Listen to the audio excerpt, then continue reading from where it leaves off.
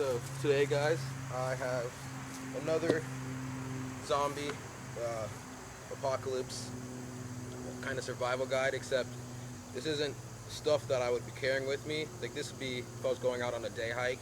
This would be like all the stuff that I'd bring. Not too much, as you can see. All the stuff I would bring is on me already, besides for my main carry weapon. And I mean, let's just go ahead and get started right into it.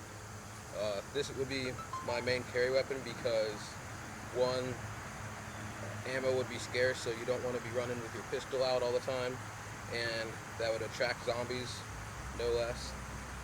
But plus, I mean, this is the Cold Steel two-handed kukri machete. It's a really heavy-duty weapon or tool, whatever you want to call it. It's marketed for like survival purposes and whatnot, so I mean it's definitely up for the challenge. This is a durable polymer handle, and like this big blade, easy for chopping off heads or going straight through a skull, which is why this is my #1 must-have for the zombie apocalypse. Next, my backup to that would be my Cold Steel one-handed kukri machete. Again, same quality metal. I think this is 1095 high carbon steel, so holds an edge very nicely. The only problem is I was trying to throw it and I kind of messed up the handle, but I could always tape that up or cord wrap it if it got any worse. So that's there nicely. But say I was clearing a house or whatnot, I don't want to have either this out or my other kukri, because if I'm stuck in a hallway, I mean, this is great and all, but I won't have enough room to swing it. And I mean, I could try to jab them, but I feel like I wouldn't be able to be as effective with that.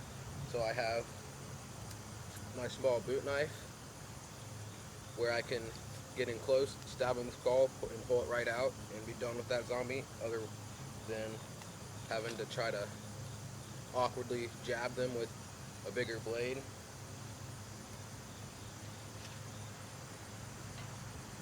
This just makes it much more simple, and it's really easy.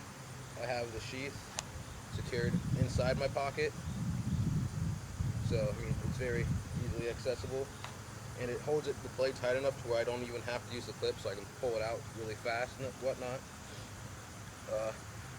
I guess I should probably tell you, this uniform, I'm in no way, shape, or form part of the military, but in a zombie apocalypse situation, dressing as if I was part of the military could help me if I ran into other people. They might see me as a thing of authority, so they may not try to attack me or anything. They might actually welcome me into their group, which is why I don't have a military vest or anything, because I thought that'd just be overboard.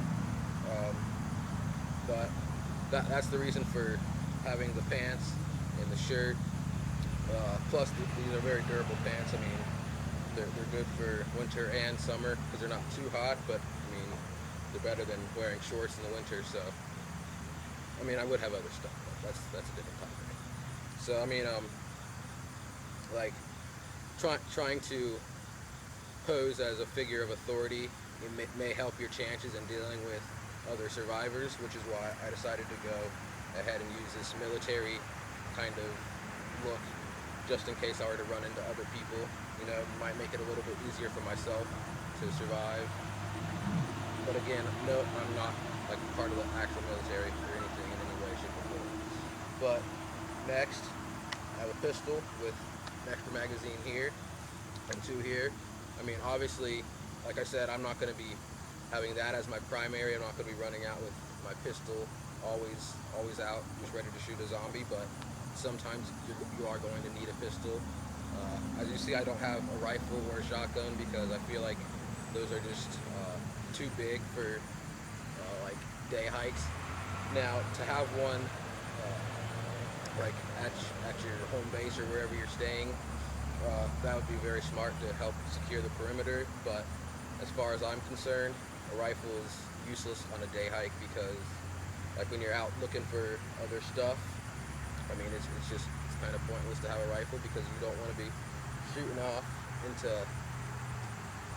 every direction. I mean, you only want to be worried about where you're going and whatnot. You don't want to have to attract any other attention by shooting something 100 yards away. I mean, just leave it there. So that's why a pistol, I mean, 20 yards is as far as you need to be able to shoot during that time, I feel. So that's that. But also, I do have a pair of binoculars just in case. Like, I can see a few of them coming in close to me. That's what those are there for, just so I can know where everything is at and whatnot. But also, as you can see here, I've some goggles and a face mask. Just in case, like, I would always have this, but I wouldn't always be wearing it necessarily because it is kind of hot to wear it when the sun is out. But just in case I was going into an area where I knew there were a lot of zombies, you know, you don't want to be getting any of that zombie blood on your face or in your mouth or in your eyes. So, I mean, you really don't want it anywhere on your skin because, I mean, that could be cause of the virus or whatnot. So, just protection all around. Plus, just the smell of zombies in general. It'd be nice to have something to cover your mouth, you know. So, I mean, I could always go, like, nope, never mind, that hole's too small. But also, actually, I guess I should go over this first. I do have another knife set here, just in case I was to get, like, trapped and I wasn't able to make it back to my home base. These are what I consider, like, my cooking knives. Like, I don't want to be using this because I'd be stabbing zombies, so I don't want to be using that to, like, prepare any kind of food that I might have caught while I was out.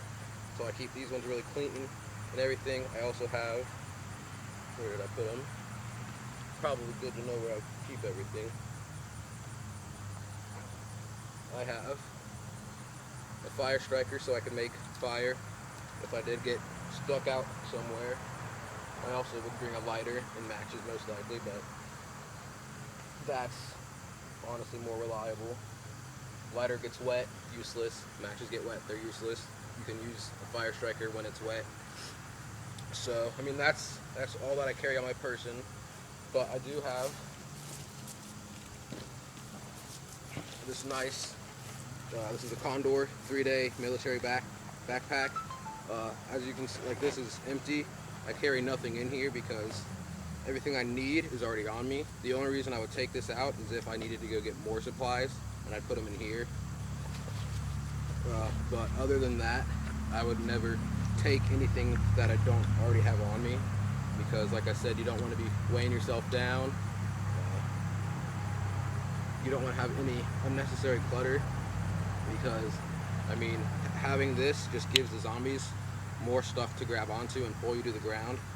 But that being said, I do like having these clips here so I can just easily drop it. And that goes the same for my belt. There's a clip on my holster here. I can just detach that, and then that's all free just in case I was to get caught on something. I could just drop it off and keep going and not even have to worry.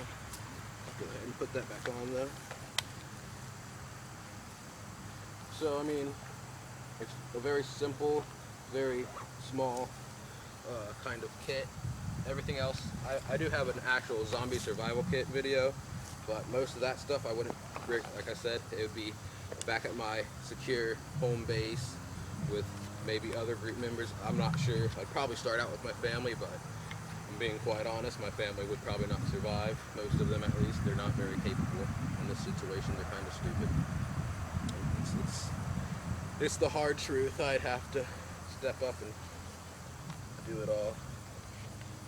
My dad doesn't believe. He thinks this is stupid, but I mean, it's nice to be prepared, you know? So, that's alright. Just